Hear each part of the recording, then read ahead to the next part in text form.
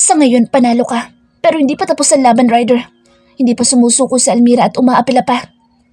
Nararamdaman kong may iba siyang pinaplano. Bumuntong hininga ako at muling nagsali ng alak sa baso. Alam ko yan, Papa.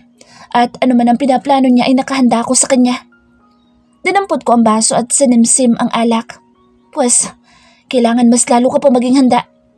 Sabi ni attorney, ay sigurado na ang panalo ko at tuluyan ko na makukuha ang custody kay Rafael. Walang kakayahan si Almira na alagaan si Rafael. Marami siyang butas. Hindi pa rin sapat iyan, anak. Kailangan mo makasiguro. Kumunot ang noo ko sa sinabi ni Papa para kasing may laman ang mga salita niya. What do you mean, Papa? What I mean is, mag-asawa ka. Magpakasal ka. Pakasalan mo na si Lucy. Napaawang ang labi ko sa mga sinabi ni Ryder at Tito Ramon. Gusto nilang magpakasal na kami ni Ryder para sigurado nang makukuha niyang custody kay Rafael. May pag-aalinlangan sa loob ko. May pagtutol.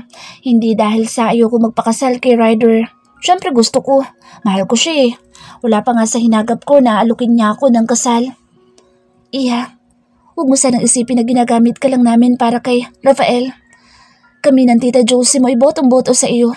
Ibang-iba ka sa lahat ng mga naging babae na Ryder na puro material na bagay lang ang gusto.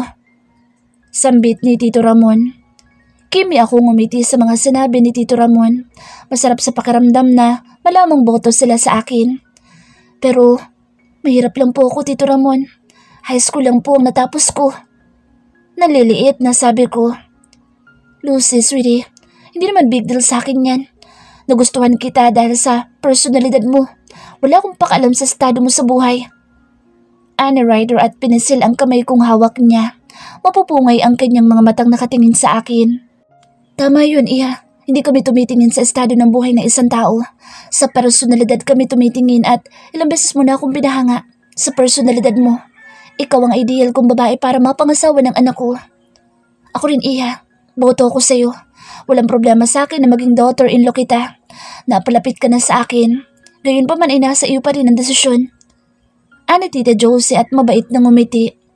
Honey, Ramon, napag-usapan na natin ito sa bahay. Hindi natin pipilitin si Lucy kung ayaw niya.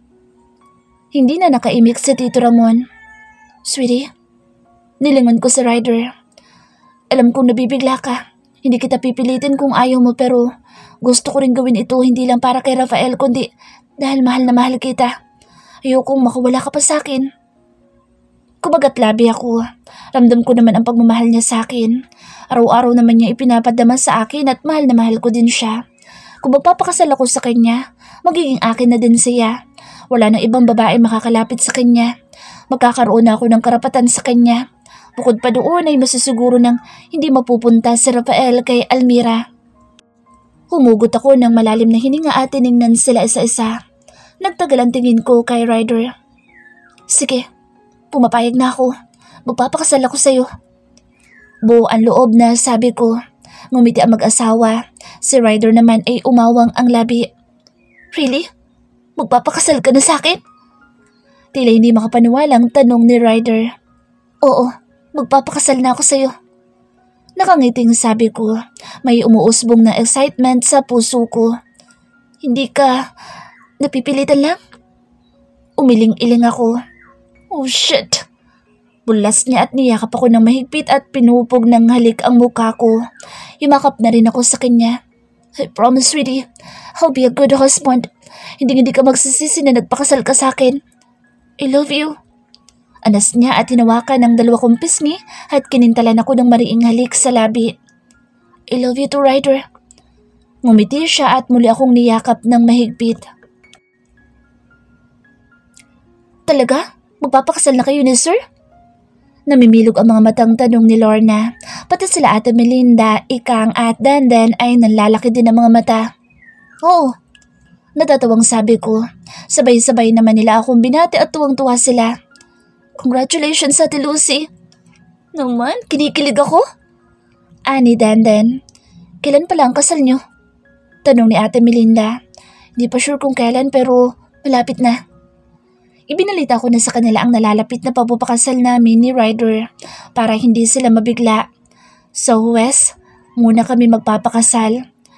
Sa lalong madaling panahon, si Ryder at si Tito Ramon na raw ang bahala sa lahat pero nangako si Ryder na ikakasal din kami sa simbahan.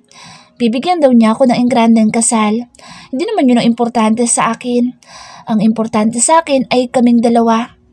Ay, nakaka-excite naman ang kasal niyo ni Sir Day. Sana invited din kami. Ani Ikang. Oo naman, syempre, hindi kayo pwedeng mawala.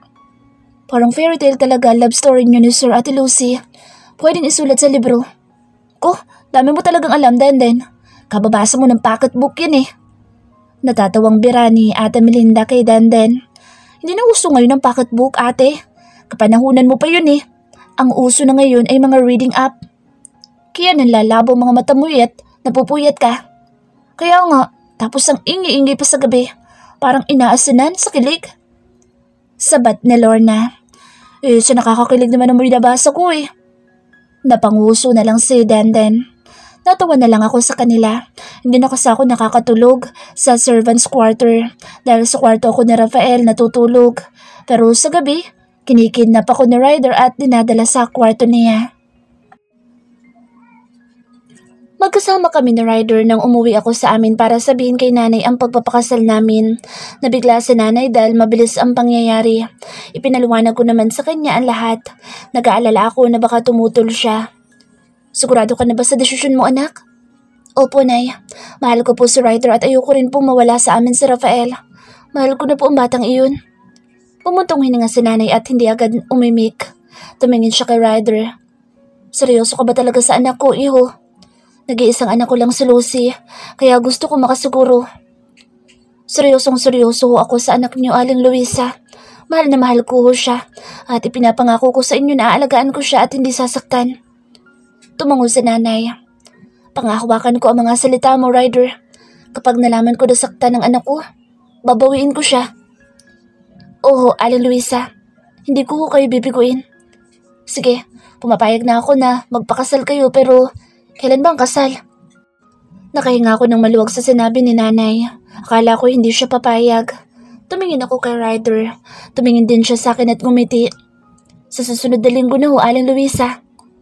Ryder, napaawang ang labi ni nanay. Ganun kabilis? Napakagatlabi ako sa reaksyon ni nanay. Oo, sa Huwes muna kami magpapakasal. Pagkatapos ay saka lang ho namin pagpaplanuhan ang kasal sa simbahan. Umiling-iling si nanay. Ay, ang mga mayayaman talaga. Kaya magpakasal kung kailan gugustuhin. Napakamot na lang sa ulo si Ryder. Nagmukha tuloy siyang nagbibinata. Umuwi muna si Ryder at iniwanan ako dito sa bahay dahil mag-aasikaso pa siya ng mga requirements namin. Siya na raw bahala sa akin. Babalik na lang siya bukas kasama sila Tito Ramon, Tita Josie at Rafael para formal na mamanhikan. Nay, punta lang po ako kina Joy. Hindi na bumalik ang babaeng yun. Sabi ko bumalik siya eh. Hindi pa alam ni Joy ang tungkol sa nalalapit kong pagpapakasal. Pinababalik ko nga siya kanina dahil gusto ko sabay sila ni nanay na makaalam.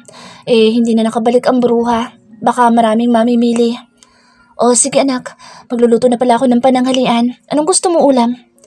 Kahit ano na lang po, Nay. Piprituhan kita ng tuyo dyan eh. Natawa ako sa sinabi ni nanay. Masiglang-masigla na ang oras niya ngayon at hindi na gaya ng dati. Ayos lang po, Nay. Namiss ko na nga pong kumain ng tuyo. Sa mansyon kasi hindi kami nakakapagprito noon dahil ayaw ni Ryder ng amoy. Hindi ko makain ng tuyo si Ryder at ayaw niya ng amoy. Kaya bawal kami magprito noon. O sige, magpiprito din ako ng tuyo pero ano bang ulam ang gusto mo? Nag-isip ako. Sa mansyon kasi ay puro kami karne. Nag-iisda din naman kami pero isdang pang mayaman. May isda tayo dyan, Nay? Oo, meron. Namalengke ako kahapon dahil uuwi ka ngayon. Galunggong at bangus. Ay, Nay, parang gusto ko ng inihaw na bangus na may kamatis at sibuyas. Namiss ko na rin kumain nun. O sige, mag-iihaw na lang ako ng bangus. Salamat, Nay. Lalabas na po ako. Kina-Joy lang ako. Sagawan niyo na lang po ako kapag may kailangan kayo. Tumango naman si nanay at tumungo na sa kusina. Lumabas naman ako tumungo sa bahay nila Joy na katapat lang ng bahay namin. May isang batang babae na bumibili habang tinutuktok ang hawak na coin sa bakal na rehas. Pabili po! Pabili! Kumunot ang noo ko. Hindi yata naririnig ni Joy na may bumibili. O baka naman wala siya. Sumilip ako sa loob ng tindahan. Bukas naman ang pinto sa loob at tumutunog pa ang radyo. Baka lumabas si Joy. Wala yatang tao, bata. Sabi ko sa bata. Meron po. Nakita ko nga po pumasok kanina si Ate Joy eh. May kasama pong lalaki. Nakangusong sabi ng bata. Napakunot noo ako. Lalaki? Sino lalaki? Yung kaibigan niya po, yung may-ari po ng motor na yun. Itinuro ng bata ang motor na nakaparada sa may gilid ng puno ng santol. Kilala ko ang motor. Motor iyon ni Rico. Ibig sabihin si Rico ang kasama ni Joy sa loob. Sa kabila na nga lang ako bibili. Sambit ng bata at patakbong umalis at hinayaan ko na siya. Tinignan ko ang maliit na gate ng tindahan. Bukas ito kaya itinulak ko ito at pumasok. Joy? Tawag ko sa kaibigan. Nakita ko pa ang pares ng tsinelas niya at sapatos ni Rico. Humakbang ako sa bukas na pinto at sumilip sa loob. Joy? Ay, sorry. Wala akong nakita. Agad akong tumalikod at tinakpan ng kamay ang mata. Nakita ko si Joy at Rico na nagme-make out. Parehas pa silang hubad paro. Bakit? Sila na ba? Kailan pa? Bakit hindi sinasabi sa akin ng kaibigan ko? Nakarinig ako ng mga kaluskos. Bilisan mo dyan, ang bagal-bagal mo. Nakakahiya kay mate. Una, ito na nga, magbibihis na. Napakagatlabi ako habang nangingiti at pinakikinggan ang dalawang nagtatalo. Sabi na magkakaroon sila ng something. Pwede na ba akong humarap? Tanong ko. Oo mate, pwede ka nang humarap. Sabi ni Joy. Humarap na nga ako sa kanila. Parehas na silang may damit pero mga hindi nakatingin sa akin. Lalo na si Joy, nakasimpula na yata ng kamatis ang mukha. Naaalala ko kapag kami ni Ryder ang nagme-makeout. Ganyan din kaya kapula mukha ko? O baka mas mapula pa? Tumikim ako. Kanina pa may bumibiling bata sa labas. Hindi mo naririnig. Kaya pala. Nanunuksong sabi ko. May bumibili ba? Teka, bebentahan ko muna. Wala na, umalis na yung bata. Sa kabila na lang daw bibili. Bingi ka daw kasi. Nakangising sabi ko. Ngumuso naman siya. Si Rico naman ay tumingin sa akin at naihiyang umiti. Umalukip-kip ako. So ano yung nakita ko kanina? Wala. Wala lang yun, mate. Anong wala? Naghahalikan tayo at naghahawakan kanina na... Ow! Napadaing si Rico nang kurutin siya sa tagiliran ni Joy. Lalo naman ako napangisi. Madalas niyo bang gawin yun? Hindi kanina lang. Oo, madalas. Kapag wala dito sa Aling Rona. Ow! Ang daldal mo talagang lalaki ka. Ang tenga naman ngayon ni Rico ang pinanggigilang pinguti ni Joy. Rico naman, babe. Yung tenga ko mapipilas na yata. Aray! Babe, ibig sabihin may relasyon na sila? Binitawan na ni Joy ang tenga ni Rico at pinandilatan ito ng mata. Ang daldal mo. Ngumisi si Rico. Bakit? Sinasabi ko lang naman ang totoo Umilag si Rico nang inambahan siya ng suntok ni Joy. Kayo na bang dalawa? Diretsahang tanong ko. Nagtinginan silang dalawa. Si Joy ay namulan na naman ang mukha. Sabay silang tumingin sa akin at tumango. Ngumisi ako. Sinabi na may payak-yak pa kayong nalalaman Ngumusa si Joy. Si Rico ay napakamot naman sa ulo. So, sinong una nagkagusto sa inyong dalawa? Sabay nilang itinuro ang isa't isa. Hoy, ang kapal mo. Ikaw kaya? Ani Joy. Ako ka dyan. Ikaw no? Kaya mo ako laging binabara noon at sinusungitan dahil may gusto ka na talaga sa akin. Ganoon? Di break na tayo ngayon. Sabi ko nga, akong una nagkagusto. Biglang bawi ni Rico. Napangiti naman ako. Mukhang okay na okay naman silang dalawa at very understanding pa si Rico. Masaya ako para sa inyong dalawa. Nahihiyang umiti si Joy. Salamat, mate. Salamat sa support, Lucy. Don't worry, akong bahala dito sa best friend mo. Ani Rico at inakbayan si Joy. Dapat lang. Teka, di mo naman siguro ginawa si Joy para gawin pa nakipbuta sa akin, no? Prangkang sabi ko. Uy, hindi Tanggi agad ni Rico. Ang bilis ko nga nakamove on sa'yo Ang totoo niyan, hindi naman talaga ako nasaktan na binasted mo ulit ako. At nalaman kong boyfriend mo na yung kapring yun. Na-realize ko naman kasi na si Joy talagang gusto ko. Kahit ilang beses mo na akong binasted, lapit pa rin ako ng lapit sa iyo at nangungulit. Yun ay dahil kay Joy. Pagko-confess niya at kumamot pa sa ulo. Lalo namang nanghaba ang uso ni Joy at tila naiiyak pa sa tuwa at kilig. Talaga? At kailan mo naman na-realize ang lahat ng yun? Usisa ko pa. Ba, syempre. Gusto ko makasiguro. Noong 3 araw na sunod-sunod niya akong hindi pinansin, hindi siya nagre-reply sa mga chat ko at hindi sinasagot ang mga tawag ko. Nasaktan ako noon ng sobra. Naglasing pa nga ako at nagpunta dito ng hating gabi at kinulit siya. Kinilig naman ako sa ikinuwento ni Rico. So talagang gusto niyang kaibigan ko. Basta ha, huwag mo sasaktan ng kaibigan ko. Kundi ipabubugbog kita sa mga tauhan ni Ryder. Banta ko sa kanya. Gagawin ko talaga iyon kapag sinaktan niya si Joy. Hindi ko gagawin yun. Takot ko lang kay Joy. Dapat lang, dahil kukurutin kita. Gamit ang nail cutter. Banta din ni Joy sabay kurot sa braso ni Rico na ikinadaing nito. Sweet mo talaga, babe. Kaya patay na patay ako sa iyo eh. Nakangawing sabi ni Rico pero agad din yung napalitan ng ngiti nang halikan siya sa pisngi ni Joy. Napangiti na lang ako sa kaswitan nila. Bigla ko tuloy na miss si Ryder. O siya, maiwan ko muna kayo. Ituloy niyo na lang yan labing-labing niyo. Pero dapat isarado mo muna itong tindahan mo, Joy, para walang storbo. Natatawang sabi ko at akmang tatalikod na. Hey, teka mate. Bakit ka pala napasugod? Nasaan si Ryder? Huwag mo na siyang tanungin, babe. Isarado na lang natin ang tindahan. Magtigil ka muna. Kakauwi pa lang ni Lucy. Napasimangot na lang si Rico at parang pusang humalipoy-poy sa braso ni Joy. Hindi ka na kasi nakabalik kanina sa bahay. Si Ryder umuwi na. Babalik na lang siya bukas kasama ang mga magulang niya at si Rafael para mamanhikan. Sabi ko, mamanhikan? Kunot noong tanong ni Joy. Oo, ikakasal na kami, mate. Nakangiting sabi ko. Ano? Ikakasal ka na? Halos sabay nilang bulalas ni Rico. Natatawang tumango ako. Oo, sa 1 linggo na. Lumapit sa akin si Joy at pinalo ako sa braso. Gaga ka, ikakasal ka na pala pero bakit ang bilis? Hindi ka kasi bumalik kanina eh, yan tuloy hindi mo alam. Kinuwento ko na rin sa kanya ang lahat. Basta mate ha, imbitado ako dyan kahit sa West lang. Kasal mo yan eh, hindi ako pwedeng mawala. Nakangusong sabi ni Joy. Siyempre naman, hindi ka pwedeng mawala. Kayo ni Rico. Sobrang happy ako para sa'yo, mate. Magiging Mrs. Buenavista ka na. Dati asara lang natin yun eh. Ngayon nagkatotoo na. Bongga ka talaga. Niyakap ako ni Joy. Ramdam ko ang tuwa niya para sa akin. Kinabukasan nga dumating si Ryder. Kasama sila Tito Ramon, Tita Josie at Rafael para mamanhikan. Marami silang dalang pasalubong. Sa side ko naman ay si Nanay, Joy, Tita Ellen at ang asawa niyang si Tito Dong at mga pinsan ko. Sinabi ko na rin kasi sa kanila ang nalalapit kong kasal.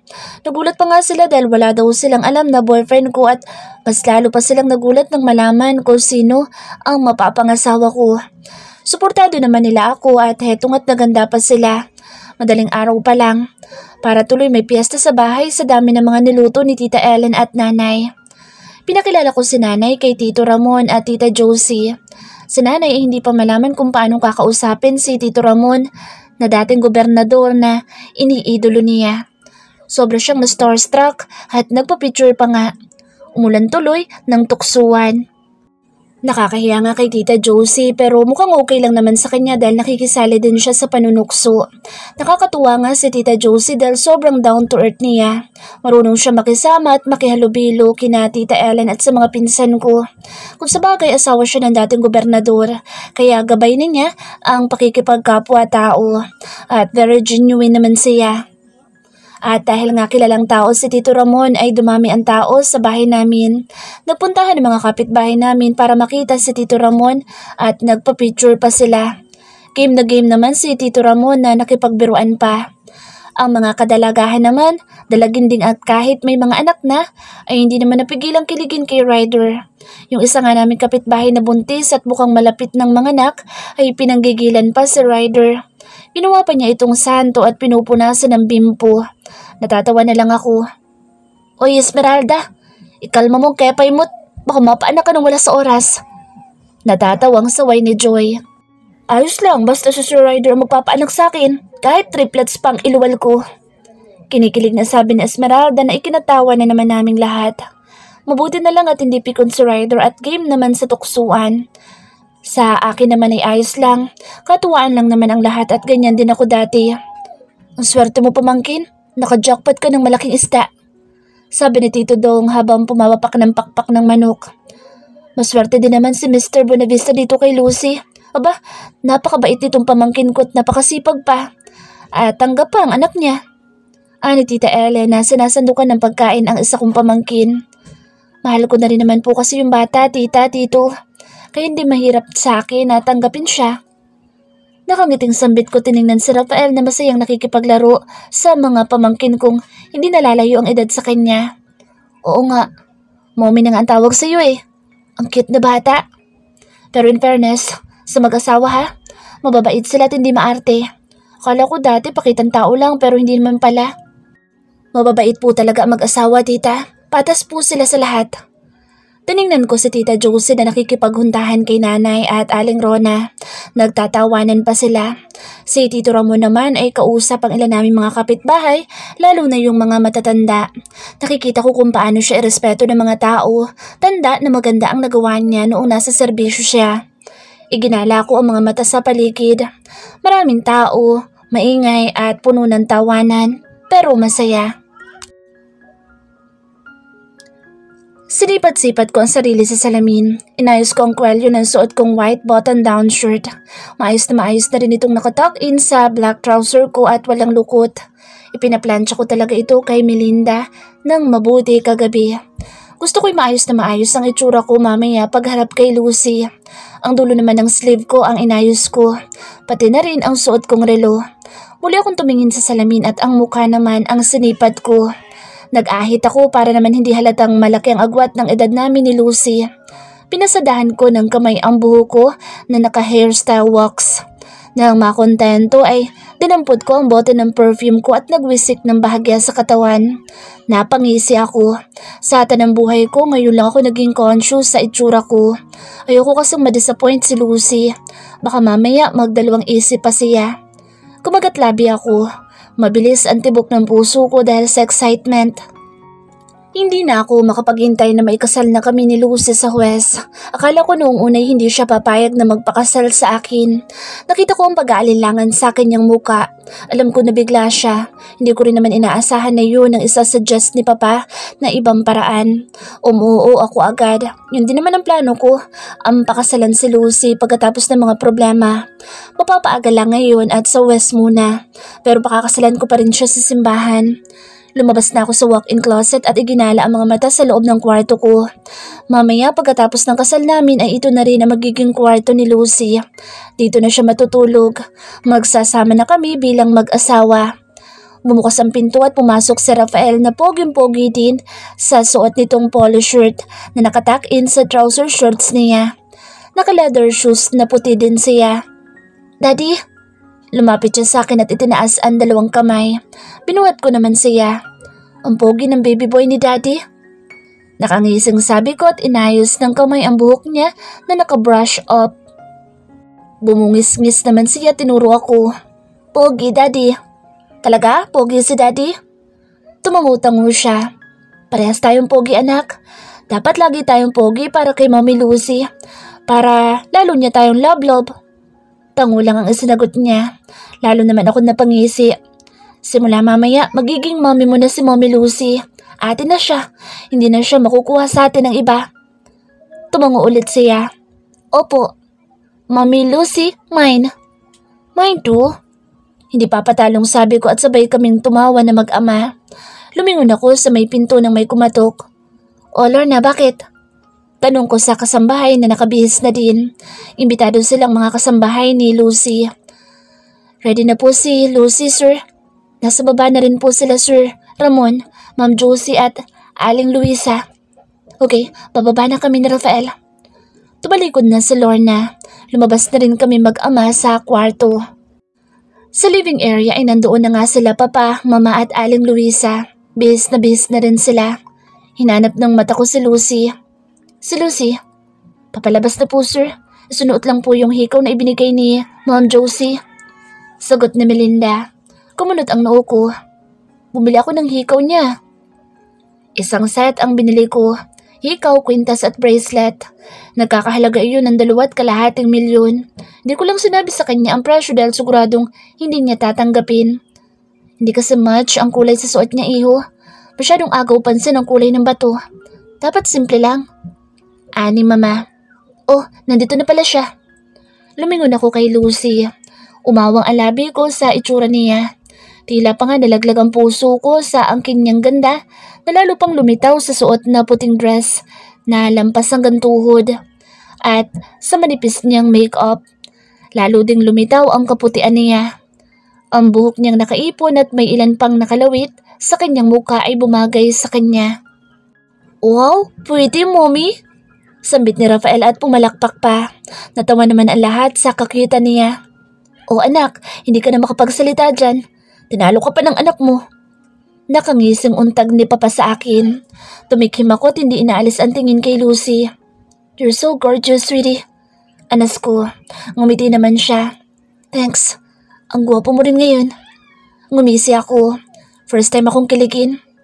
Ngayon lang? Umikot ang mata niya. Oo na, palagi. Tumawa ako't hinapit siya sa bewang sabay halik at kintal ng halik sa kanyang labi. O anak, mamaya pa yan. Masyado ka na ba excited? Buyo ni mama na ikinatawa ng lahat. Napakamot na lang ako sa batok. Mommy, pogi Rafael? Singit ni Rafael at nagpogi-pose pa. Natawa naman si Lucy. Oo naman po. Pogi si Rafael. Talagang hindi magpapatalo ang apo ko sa ama niya. Nakangising sambit ni Papa. Napangisi na rin ako. Lumapit naman si Aling Luisa kay Lucy. Ang ganda-ganda mo, anak. Kayo din, ma. Bagay sa inyo ang suot nyo. Lalo kayong bumata. Ikaw talaga ng bola ka pa. Sa akin naman bumaling si Aling Luisa at ngumiti. Ang gwapo mo rin, iho. Bumatang itsura mo. Napangiti ako. Salamat ho, Aling Luisa. Naninang itawag mo sa akin dahil magiging asawa ka na ng anak ko. Oho, Nanay Luisa. Hinawakan naman niya ang pisngi ni Rafael. Oh, halina kayo. Baka naghihintay na sa atin si Judge Verano. Yaya, Nani, Papa. Isa-isa na kami lumabas ng bahay at sumakay sa 3 sasakyan na nakaparada. Sa isang garden resort gaganapin ang seremonya. Siguradong nandoon na rin ang ibang mga bisita. You may now kiss each other to seal these promises. Hayag ng judge. Kumakabog ang dibdib ko na humarap kay Ryder. Hinapit niya ako sa bewang at ngumiti. Inilagay ko naman ang 2 kamay sa ibabaw ng kanyang dibdib at naglapit ang mga mukha namin. Pumikit ako nang maglapat ang aming mga labi. Magaan na halik ang aming pinagsaluhan. Sumigabo naman ang palakpakan at tuksuhan mula sa mga bisita namin. I love you, sweetie. Anas niya't pinagdikit ang aming noo. I love you too, Ryder. Ngayon ay ganap na akong asawa niya. Isa na akong Mrs. Buenavista. Excited man ay may kaba pa rin sa dibdib ko lalo na at kilalang tao ang pamilya Buenavista. Kinakabahan akong makiharap sa ibang tao. Mommy? Lumapit sa akin si Rafael at tinaas ang 2 braso. Kinarga ko naman siya. Yumakap naman siya sa leeg ko tumalik sa akin pisngi. Natouch naman ako sa ginawa niya. Umibigat ka lalo ah. Big boy ka na. Sambit ko. Ako nang bubuhat sa kanya, sweetie. Kinuha sa akin ni Ryder si Rafael at siya na ang kumarga dito. Umarap kami sa judge na nagkasal sa amin at nagpasalamat. Kaibigan siya ni Tito, Papa Ramon at ninong ni Ryder. Congratulations iyo. Finally, nakatagpo ka na rin ng babaeng pakakasalan. Mabait na sambit ni Judge Verano. Thanks, ninong. Nagyakapan at nagtapikan sila sa balikat. Ginulo pa ni Judge Verano ang buhok ni Rafael. Tumingin siya sa akin at ngumiti. Nahihiyang gumanti din ako ng ngiti sa kanya. Lumapit naman si Papa at Mama Josie para batiin kami at para kausapin na rin si Judge Verano. Nag-excuse naman kami ni Ryder at nilapitan ang mga bisita namin. Una lumapit si nanay at niyakap ako ng mahigpit. Mangiyak-ngiyak pa siya. Prinsesa ko, may asawa na. Sayang lang at hindi na natin kasama ang tatay mo. Ani nanay. Kung nasan man si tatay, Nay, alam ko masaya siya para sa akin. Naiyak din na sabi ko. Bigla ko rin kasing na-miss si tatay. Alam ko yan, anak. Bumalang si nanay kay Ryder. Ikaw na bahala sa anak ko, ha. Ipinauubaya ko na siya sa'yo at lagi kong bilin. Huwag na huwag mo siyang sasaktan. Oo, Nay. Ipinapangako ko iyan. Sagot ni Ryder at sila naman ang nagyakapan. Sumali pa nga si Rafael. Congrats, mate. Ang ganda-ganda mo ngayon. Puri ni Joy na maganda rin naman sa suot na pink dress. Kasama niya si Rico na gwapong-gwapo din sa suot na puting long sleeve polo at gray trouser. Salamat, mate. Ikaw din. Ang ganda mo. Kantimpuri ko din sa kanya. Binati din niya si Ryder at nagbiruan pa sila. Nakasali pa si Rico. Mabuting at okay na sila. Hindi na kasi threat si Rico dahil sila na ni Joy. Kung alam mo lang, Ryder, matagal ka ng crush niyang kaibigan ko. High school pa lang kami. Namilog ang mata ko sa sinabi ni Joy at talagang sinabi pa niya iyon. Tumaas ang kilay ni Ryder at tumingin sa akin. Nangingislap ang kanyang mga mata. Really? Oo, crush na crush ka niyan. Papalabas pa nga ang tawag niya sa... Ow! Daing ni Joy nang kurutin ko siya sa tagiliran. Pinandilatan ko pa siya ng mata. Ang daldal mo. Bulong ko. Pero ang gaga, nginisian lang ako. Bakit? Wala namang masama kung malaman ni Ryder. Mag-asawa na kayo. Natupad na ang pangarap mo maging asawa siya. Aray! Oo na, titigil na. Binitawan ko na ang tagiliran niya at inarapan siya. Init na init naman ang mukha ko. Wala na. Alam na ni Ryder ang pinakatatago ko sikreto. Papalabs pala, ha? Nanunuksong sambit ni Ryder. Ngumuso ako at kunwaring inarapan din siya. Inalapat niya ang bibig sa tenga ko. Umanda ka mamaya kay Papa Loves, sweetie. Bulong niya sa nangihibong boses. Tila naman nagtayuan ang mga balahibo ko sa katawan at tila may kuryenteng dumaloy sa bawat himaymay ng ugat ko. Pinandilatan ko ulit ng mata si Joy. Nangingisi-ngisi lang. Madaldal talaga. Bagay nga sila ni Rico. Sumunod naman bumati sa amin si Tita Ellen, Tito Dong at mga pinsan ko. Hindi naman ganoong karami ang mga bisita namin. Mga kamag-anak ko lang. Ilang kamag-anak at kaibigan lang ni Ryder ang imbitado.